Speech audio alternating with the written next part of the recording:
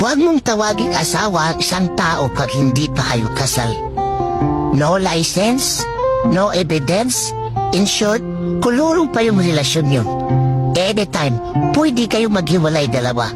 Kagaya ng lupa, para matawag mo sa iyo ang lupa at maangkin mo, kailangan mo talaga ng titulo.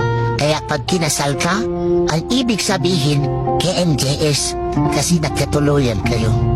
Pero pag live-in partner ka, ang ibig sabihin, once upon a time, pwede magkatuluyan, pwede maghiwalay. Pero pag kabit ka, ang ibig sabihin, tulpo. Kasi may magre-reklamo sa'yo at pwede ka pang makulong. Pero pag iniwan ka, ang ibig sabihin, soko. Naluko ka na, na-scam ka pa. Kaya gulapin mo yung biyanan mo. Isuli mo ang kanyang anak.